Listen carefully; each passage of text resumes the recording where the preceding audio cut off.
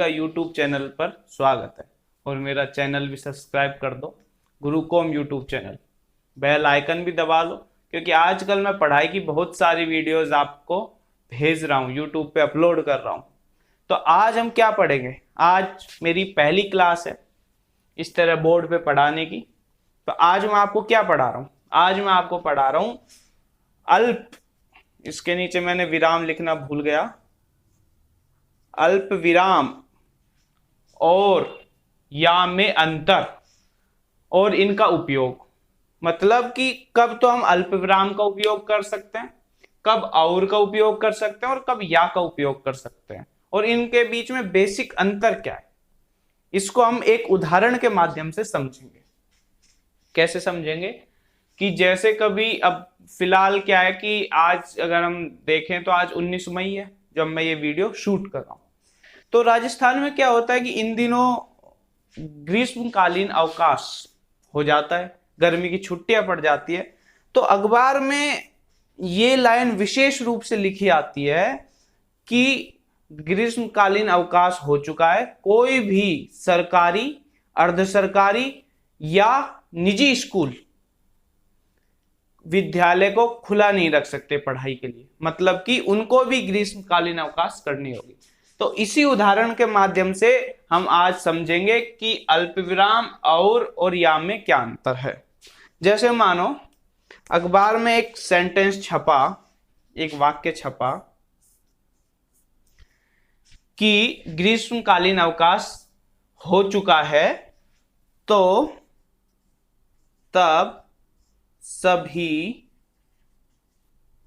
सरकारी कोमा अर्ध सरकारी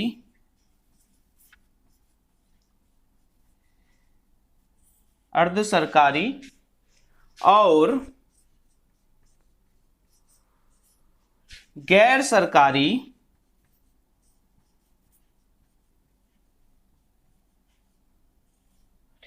विद्यालयों को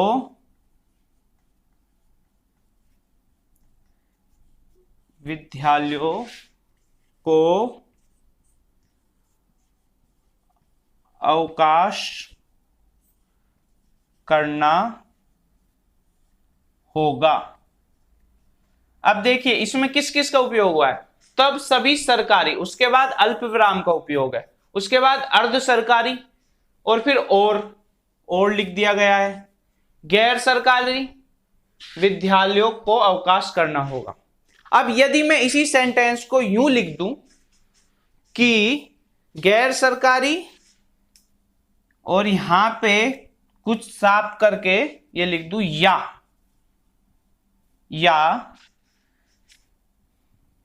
निजी विद्यालयों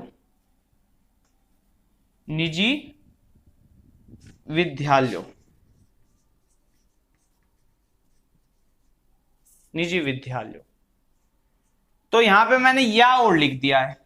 अब इस या का क्या उपयोग होगा वो हम समझेंगे, क्या उपयोग होगा। ठीक है, अब देखिए यहां पे 2-3 मतलब निकाले जा सकते हैं। जैसे अल्प विराम का एक सीधा सा उदाहरण है कि रोको मत जाने दो। अब मैंने अल्प विराम कहां लगाया है? मैंने लगाया रोको मत के बाद लगाया है, और तो मैंने बोला है रोको मत जाने दो, कि कोई भाग रहा है और मैं दूसरे किसी इंसान से कह रहा हूं कि उसे रोको मत, उसे जाने दो। ठीक है, तो ये हो गया। अब अगर मेरे को ये कहना है कि रोको मत जाने दो, कहने का मतलब है कि रोको मत जाने दो। अब मैंने अल्पविराम कहां लगाया है? रोको के बाद, रोको मत जाने दो। तो ऐसे अल्पविराम को अगर हम जगह बदल देंगे या बिना किसी सूझबूझ के अल्पविराम का उपयोग कहीं भी कर देंगे तो पूरे के पूरे वाक्य का मीनिंग ही बदल जाएगा, अर्थ ही बदल जाएगा। अब जैसे तब सभी सरकारी, अर्ध सरकारी और गैर सरकारी या निजी विद्यालयों को अवकाश करना होगा। निजी विद्यालयों को अवकाश करना होगा। ठीक है, आई होप आपको दिख रहा है कि मैंने क्या लिखा है।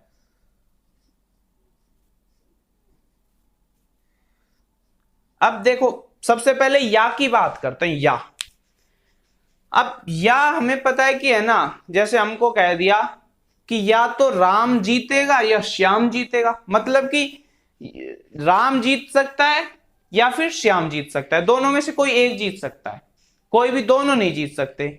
यदि मैं बोलूं कि राम जीतेगा और श्याम जीतेगा, मतलब दोनों जीतेंगे।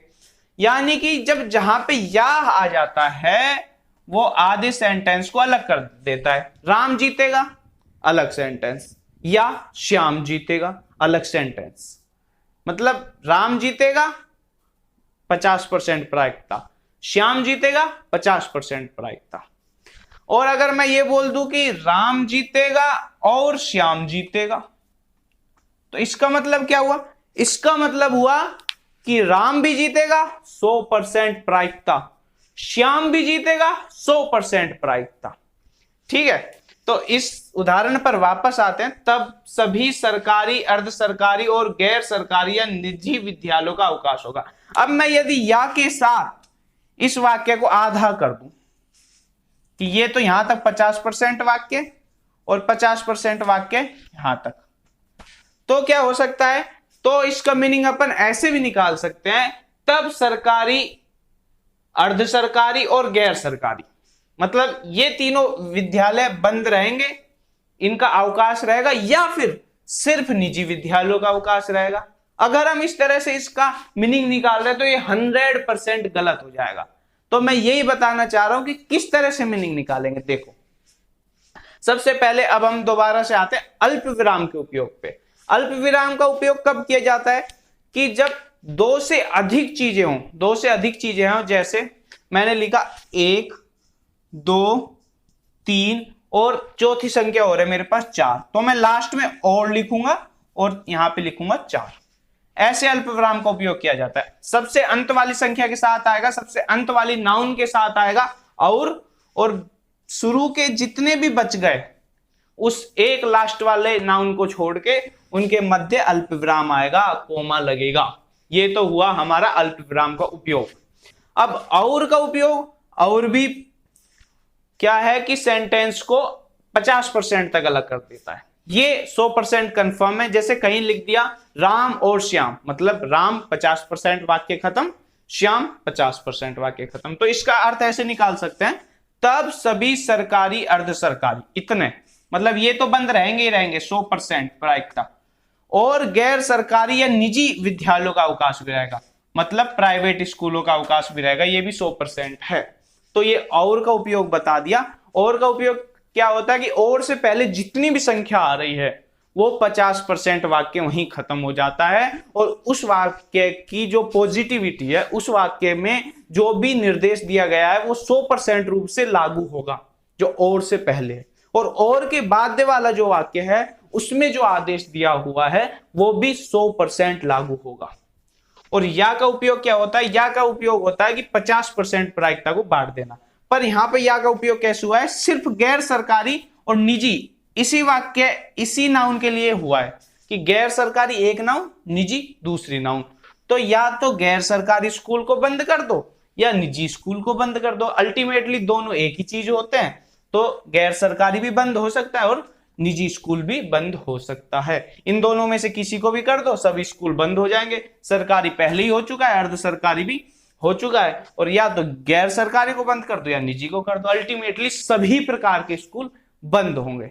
तो दोस्तों, ये था हमारा अल्प विराम और या में अंतर और इनका उपयोग कैसे किया जाता है। आशा है आपको बहुत अच्छी तरह से समझ में आया होगा।